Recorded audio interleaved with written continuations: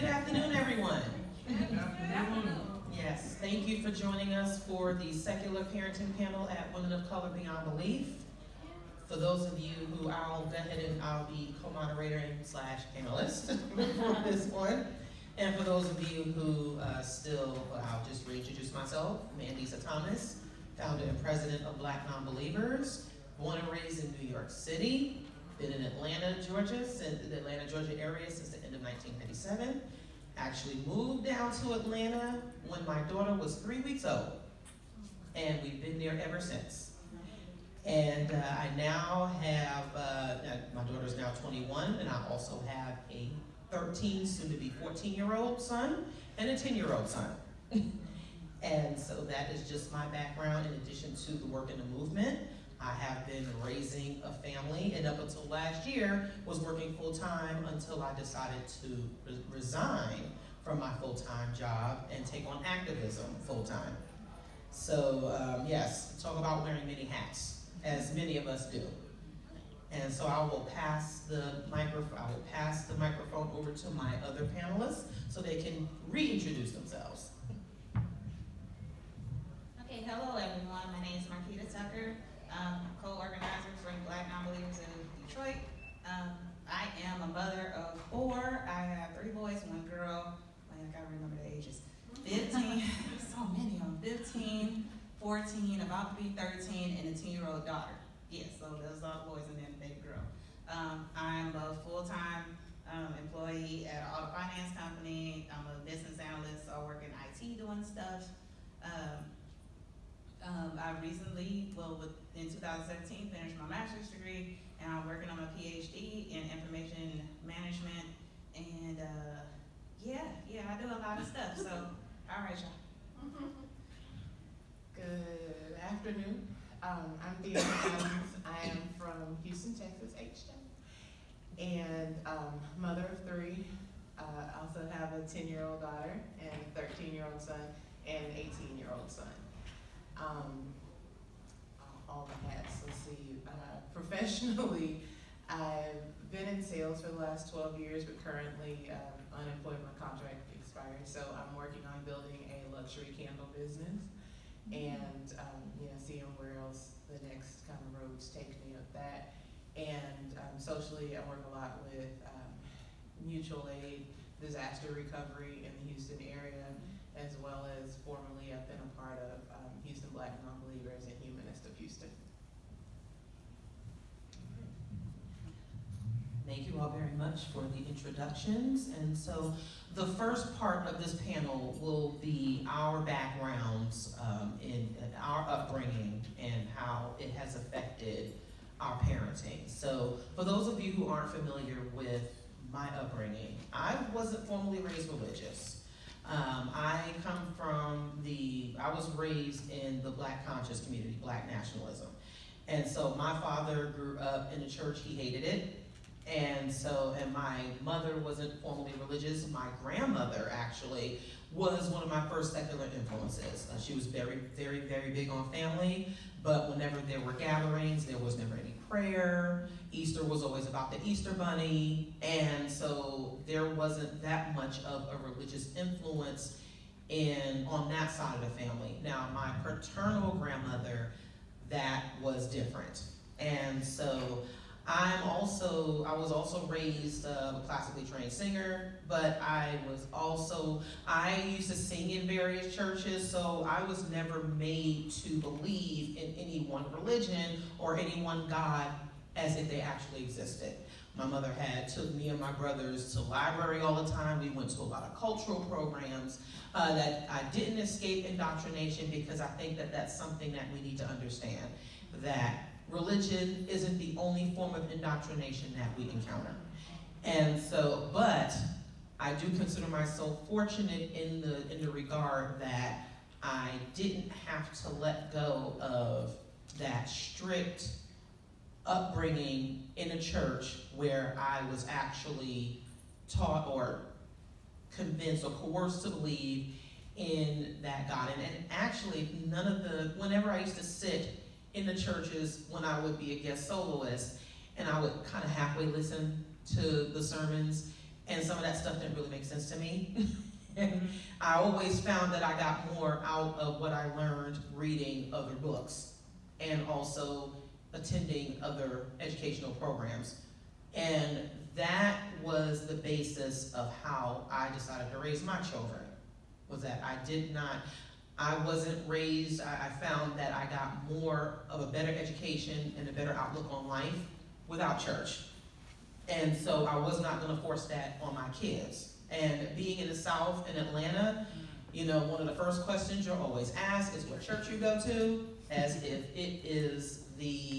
that is the absolute go-to. And it's like, wow, yeah. And before I became involved in the movement and before I decided to re-identify as atheist, we just, as my husband and I decided that we just did not want to join a community that was going to be based in religion and faith, because I remember growing up thinking about how hypocritical it was. And so, you know, from there, we just decided that as parents, you know, because you can read many books on parenting, there's never any one way, right way to do it. But we just decided that religion and church was not going to be the basis of the foundation of how we raised our children. And we found that I consider myself fortunate in already having that establishment of critical thinking and free thought, and having grown up in New York, that was a weight that I didn't have to carry for my kids. And so I consider myself much better off, and they are much better off as well. So I was able to improve upon what I learned growing up in implementing and raising my children. Little bit different, but not much different as far as growing up in religion. Like I said, in the talk, my mom wasn't super religious, but she was raised by a Baptist minister, so she believed in God and would say some things about God, but it was never like a strict religious household. It wasn't like that. And then we dabbled in a couple of different religions. She was married at one time, and my stepfather was Catholic. So I went to a Catholic church a couple of times. I don't know what they do there, it's weird. And then my aunt was Jehovah's Witness, so we would go to the Kingdom Hall sometimes, so I dabbled in that. It was all different sects of Christianity. So my childhood wasn't super religious. It wasn't until I met who was going to be my husband that, you know, some of his family would say, like, well, if you want to be a wife, you need to learn about being a wife and church and stuff like that. I got baptized at his family's church and tried to be more religious and, you know, be that kind of nuclear family that's all religious and stuff and teaches their kids. We go to church and get dressed up and stuff. But that was still off and on.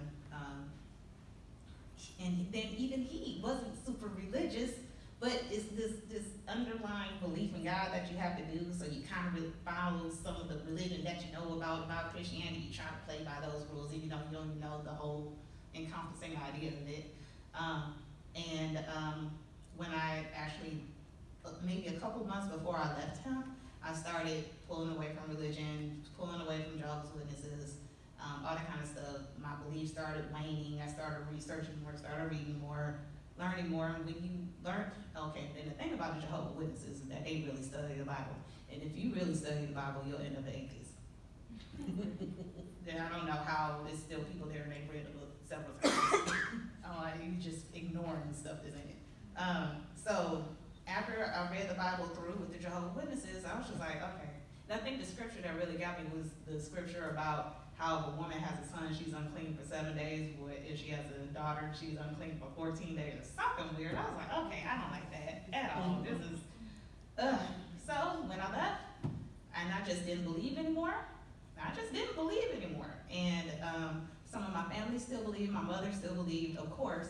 And it was kind of like they found out that I was a non-believer, so then they upped their belief. Right? Like, y'all wasn't even religious before, but as soon as y'all heard that I'm religious now you want my daughter to pray over dinner. Y'all ain't never prayed before. Well, you know. Like, well, you just don't want your daughter to come over to my house because I'm going to make her pray or we going to go to church. You ain't never been to church. you'd have been baptized 6 times. It didn't work the first 3 times. Why would you get baptized more? So, yeah. And now being a non-believer and raising the children in that and helping them learn, you know, to think critically is my most important part. I don't stop them from learning about religions, right? But I do teach them to question everything and think critically. So, just strictly speaking about my personal background, how kind of we got to this point, so my parents divorced when I was 3. And prior to that, I think we were going to some church, but I don't remember much. But from the time I was 3 to about 11 or 10-ish, my mom didn't really go to church. We still believed in God, you know, kind of current that runs through. We actually used to go to the beach on Sundays. And, you know, my mom was pretty cool before she got saved. And, you know, she'd go, you know, put us in the car, as me and my older sister, and she'd have her cooler full of beer, and she'd park it, you know, on the beach, and me and my sister would play, and my mom would walk up and down the beach in her bikini with her, you know, friends, and get beers from guys, and we'd go home with that same cooler full of beer, that kind of thing. And that was fun. That was like the best ever. And every once and again, you know, I'd be with my dad for the weekend, and his sisters would go to church. It was like a family church that one of my aunts is still very involved in. And, you know, we'd visit there, and my dad would give me like a shiny quarter to put in a collection plate, and I thought that was the coolest thing, because, you know, my mom would give me little, you know, like nickels and pennies, but my dad would give me like a quarter. I was like, ooh, must be a special place, you know.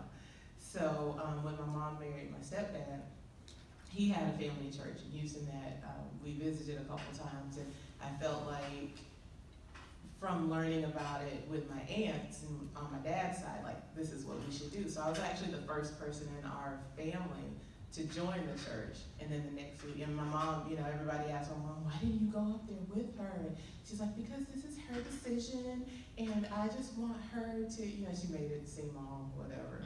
But the next week, then my mom joined, and then my stepdad and my sister. And so we were pretty much in that church from the time I was 11 to the time I was 18.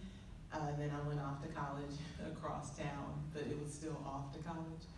And like seriously, because I hadn't talked to my mom for 2 years when I left, even though we were in the same city. Yeah, mom issues, right?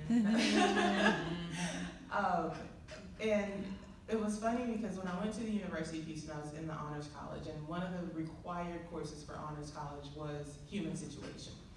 And the first semester of human sit, you talked about antiquity, and the second situation you talked about modernity.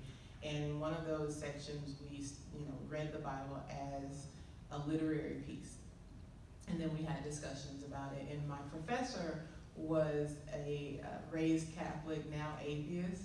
And, you know, I remember getting into discussions, and he would say, well, you know, if you believe this, then you have to be a fanatic, because if you believe that that your other friend's not believing it, it's going to mean they're going to hell, and you care about your friend, then you kind of have to be a fanatic because you want to save them. You want to save them from certain death, from, you know, eternal damnation, what have you. And I argued with him, and I'm like, no, because I believe it, but you can believe whatever you want to. And he says, well, then you must not really believe it, because why would you want me to go to hell? And I was like, okay, let me hurry up and get through this class. So I should have stopped then. That's one of the regrets of my life. I should have just kept thinking about it and been done with it. But no, I graduated from college and started my career, and then it was like, oh, I've got this God-shaped hole in my heart. Something's missing. What do I do next? You know, kind of thing. And so I ended up going to a prosperity church because I needed practical instruction. And my Southern, you know, Black Baptist, which is not to be confused with Southern Baptist, those are the white people. And that's a very important distinction because it shows you how segregated religion is. Instead of going back to that church where all they talked about was hellfire and damnation, the preacher preached the exact same sermon every single Sunday and did the same prayer, I thought that, you know, now I'm college educated and I need a more practical church, something that will help me with my life or what have you. So, fast forward a little bit, that's my childhood, and then I guess we'll get into our children and how we ended up leaving